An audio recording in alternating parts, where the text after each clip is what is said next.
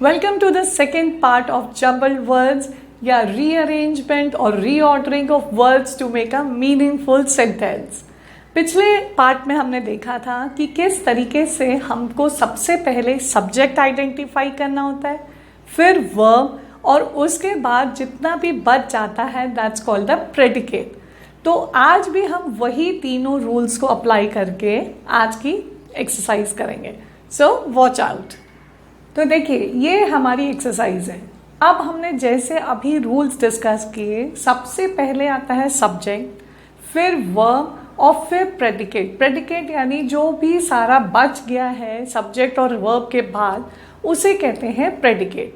तो अब अगर हम देखें ये हमारा फर्स्ट सेंटेंस.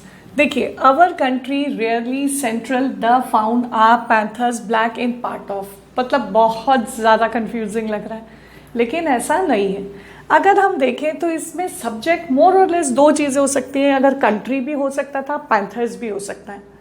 तो चलिए हम एक काम करते हैं, पैंथर्स को लेके करते हैं, क्योंकि करने वाला, जैसे कि हम हिंदी में कहते हैं कर्ता कारक, तो उस तरीके से अगर स्टार्ट करें तो अगर हमने पैंथर्स को फर्स्ट दे दिया, देखिए नंबरिंग को बहुत संभाल के करिए क्योंकि नंबरिंग बाद में मिटानी पड़ सकती है, कभी कभी गलत हो जाती है. पैंथर्स और उसके बाद आना चाहिए वर्ब. तो आर फाउंड, चलिए पैंथर्स आर फाउंड, इतना हमारा आ गया कि हमने सब्जेक्ट और वर्ब और हेल्पिंग वर्ड चेक कर लिया.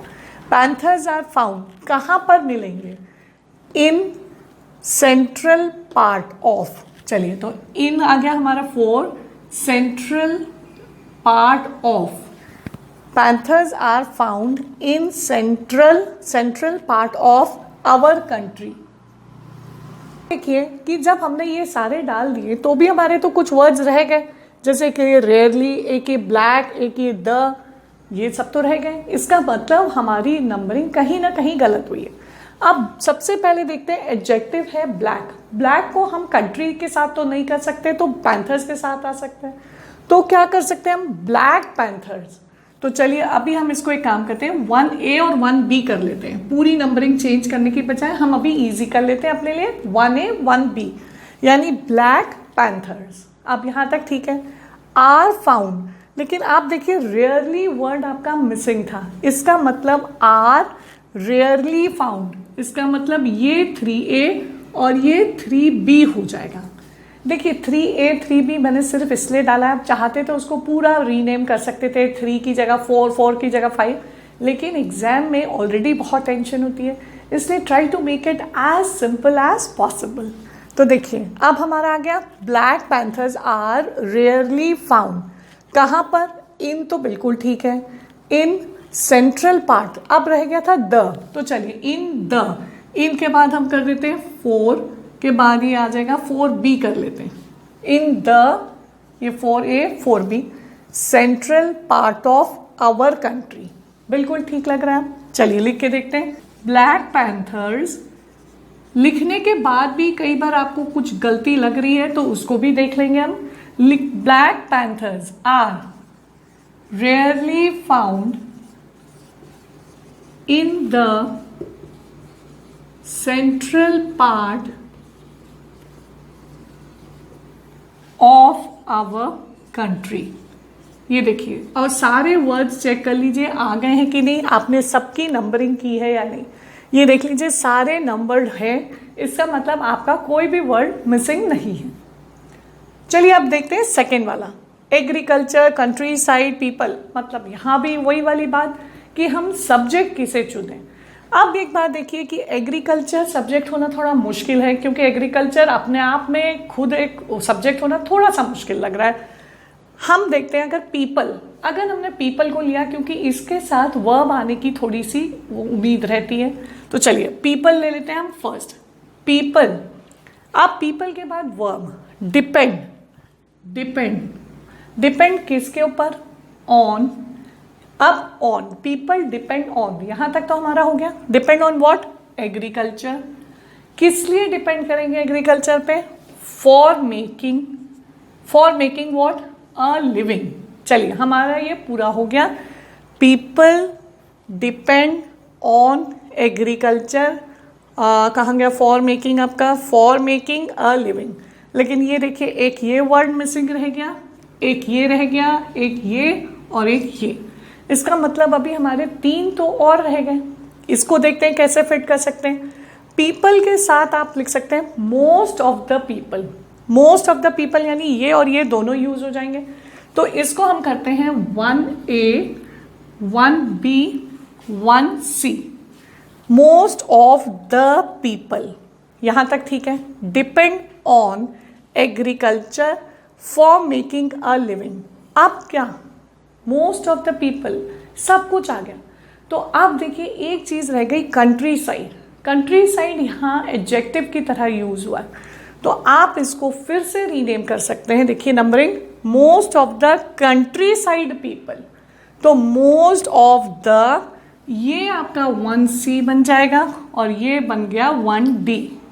Most of the country side people depend on agriculture for making a living. ये देखिए इतने बार आपको जंबल कर करके देखना पड़ेगा, इसलिए नंबरिंग बहुत जरूरी है। देखते हैं हम लिख के, most of the country side people, और लिखने के बाद देखिए आपको बिल्कुल एक अच्छा मीनिंगफुल सेंटेंस लग रहा है या नहीं। Most of the country side people depend on agriculture for making a living, for making a living. तो ये आपका कंप्लीट सेंटेंस है। Move on to the third one, underground buildings, metropolitan. Once again फिर वही हो रहा है, हर आप देखेंगे सेंटेंस में इतने सारे वर्ड्स हैं जो आपको लगता है कि सब्जेक्ट हो सकते हैं। अब हमारे को एक चीज करनी है, कभी कभी ऐसा होता है कि कोई वर्ब और सब्जेक्ट मैच ही नहीं हो रहे हैं। देखिए जैसे अगर हम मेट्रोपॉलिटन सिटीज ले लें, मेट्रोपॉलिटन सिटीज में कुछ हो रहा है, नहीं, मैच नहीं हो रहा। कार बिल्कुल नहीं, समझ में नहीं आएगा। तब आपको क्या करना है, देखिए किसी एक को आप वर्ब चुन लीजिए। सपोज हमने यहाँ मेट्रोपॉलिटन सिटीज, मेट्रोपॉलिटन और सिटीज को जोड़ने का ये मतलब था, क्योंकि खाली मेट्रोपॉलिटन नहीं बोलेंगे, खाली सिटीज ना बोल के आपको ये तो दिख ही रहे हैं कि ये 2 जोड़ सकते हैं। तो चलिए इसको 1 और 2, तो मेट्रोपॉलिटन सिटीज। अब आएगी वर्ब की बारी। मेट्रोपॉलिटन सिटीज हैव, चलिए ये 3, हैव क्या क्या है उनके पास। हैव कार पार्किंग कर लेते हैं, क्योंकि पार्किंग और कार दोनों मैच हो रहे हैं, तो कार और ये आपका आ गया parking. Metropolitan cities have car parking, यहां तक तो ठीक है। देखिए आपका बच गया अंडरग्राउंड बिल्डिंग्स एंड और यूजुअली, यानी काफी सारे बच गए। इसका मतलब हमारी ये ठीक बिल्कुल नहीं थी। अब हमको फिर से करके देखना है। इसका मतलब मेट्रोपॉलिटन सिटीज पहला नहीं हो सकता, इसका मतलब बचा हुआ का अंडरग्राउंड बिल्डिंग्स या कार, इनमें से कुछ होगा।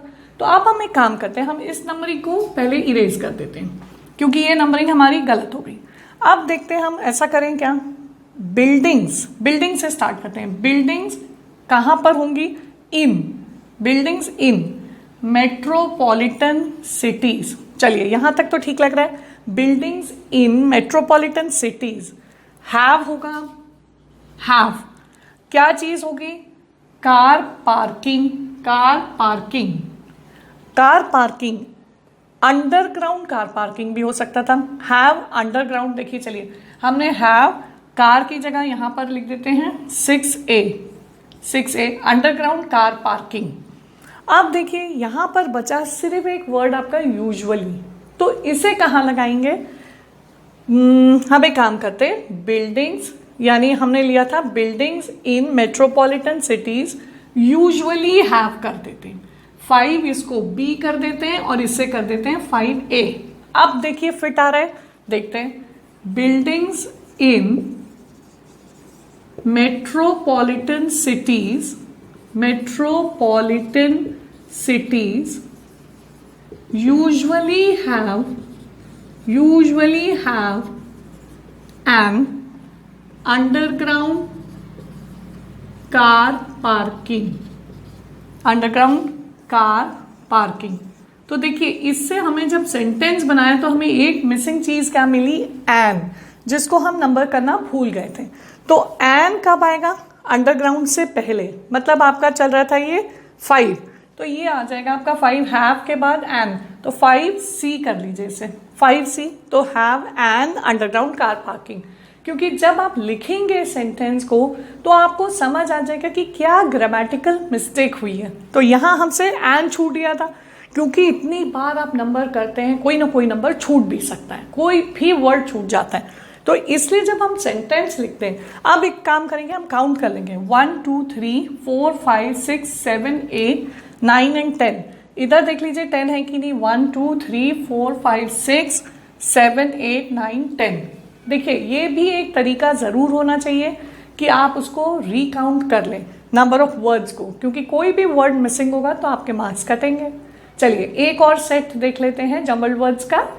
तो ये देखिए, ये है मेरा सेकेंड सेट ऑफ सेंटेंसेस। अब देखते हैं कि कैसे इन्हें अनजम्बल करेंगे। देखिए यहाँ भी हमारा मेथड सेम रहेगा, सब्जेक्ट, वर्ब और प्रेडिकेट, वही सीक्वेंस रखनी है। अब आप देखिए इन्फेक्शंस विद डॉक्टर्स। अब ये चीज़ एक ध्यान रखिएगा कि कई बार सेंटेंसेस ना सब्जेक्ट से, ना वर्ब से और ना ही प्रेडिकेट से, कुछ अलग ही तरीके से शुरू होते हैं। जैसे इट इज़ अ, क्यों यहाँ से स्टार्ट किया? क्योंकि हमने देखा कि यहाँ एक वर्ड है मिथ। मिथ यानी एक गलतफहमी है, एक र्यूमर है, एक अफवाह है। तो इट इज़ अ मिथ, इस तरीके से भी सेंटेंसेस शुरू होते हैं। अगर हम इसे उस तरीके से लें, इट इज़ अ, अगर हमने इट इज़ अ मिथ, अगर हमने इसको इस तरीके से स्टार्ट किया, इट इज़ अ मिथ। अब क्या? मिथ के बाद दैट, मिथ दैट, दैट। अब इसके बाद आएगा हमारा मेन कि इट इज़ अ मिथ। अब क्या चीज़ मिथ है? That doctors are, doctors are less prone to infections.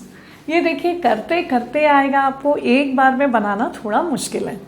It is a myth that doctors are less prone to infections. It is a myth that doctors are less prone to infections. देखिए sentence ज़रूर पूरा पूरा बनाइए, क्योंकि वैसे भी exam में तो आपको सेंटेंस लिखना ही है और उससे आपको पता लग जाता है कि क्या ग्रामेटिकल मिस्टेक हुई है। And it is definitely a myth कि doctors are less prone to infection. Doctor भी एक इंसान है। खैर anyhow, let's do this one. Recruits, interviewers. अब यहाँ देखिए दो तरीके के सब्जेक्ट्स पॉसिबल हैं, एक रिक्रूट्स हो सकता है, एक इंटरव्यूअर्स हो सकता है। तो अब हमें पूरे सेंटेंस में वर्ब देखना है कि किस तरीके से पॉसिबल है कि पहला सब्जेक्ट क्या होगा, रिक्रूट्स होगा या इंटरव्यूअर्स। तो देखिए पोलाइट, ओके पोलाइट, वर पोलाइट। अगर हम देखें तो वर पोलाइट। अब रिक्रूट्स तो डेफिनेटली पोलाइट होंगे, कभी कभी उल्टा भी हो सकता है। तो लेट्स से इंटरव्यूअर्स, अगर हम इंटरव्यूअर्स को फर्स्ट देते हैं, interviewers were polite to the new ले लेते हैं। चलिए न्यू वर्ड भी हमारे पास, न्यू रिक्रूट्स। अब देखिए क्या हमारे पूरे हो गए? नहीं, हमारे पास एक ये रह गया, एक ये रह गया। तो फिर से हमारी कहीं नंबरिंग में गलती हुई है। देखते हैं इंटरव्यूअर्स की जगह क्या हम द इंटरव्यूअर्स कर सकते हैं? चलिए वैसे कर लेते हैं, 1A 1B। So the interviewers were. अब पोलाइट के पीछे ही लग सकता है एक्सट्रीमली, क्योंकि ये एडजेक्टिव है। चलिए तो वर एक्सट्रीमली, तो ये हो गया 3A, ये हो गया आपका 3B। तो देखते हैं, the interviewers were extremely polite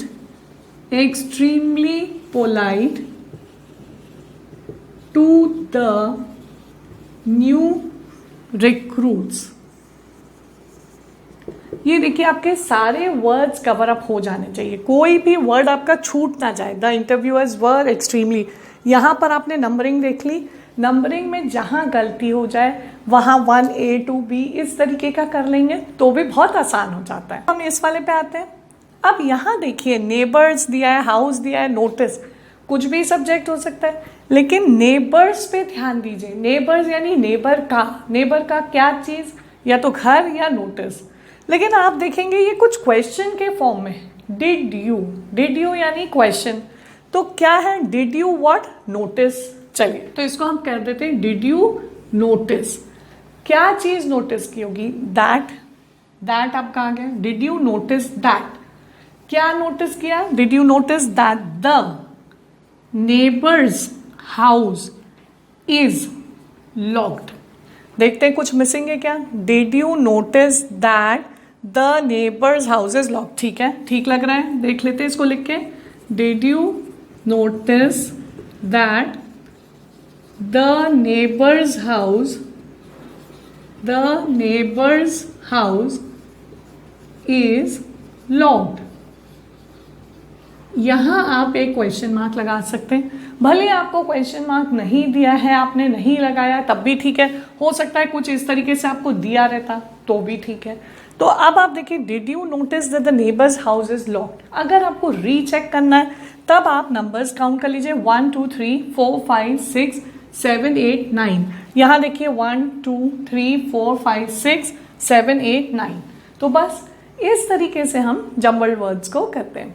तो इन 2 एपिसोड्स में आपने देखा कि किस तरह कोई भी आपको दिया रहेगा जम्बल करके सेंटेंस को, तो आप उसे रीअरेंज कैसे कर सकते हैं। कभी कभी ऐसा भी होता है कि एक सेंटेंस को जो जम्बल्ड है उसके 2 या 3 सेंटेंसेस भी करेक्ट फॉर्म में आ सकते हैं।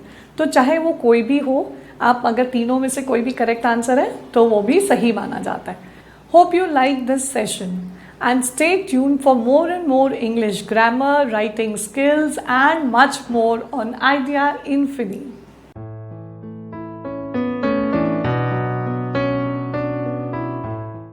Hope you're liking all our videos.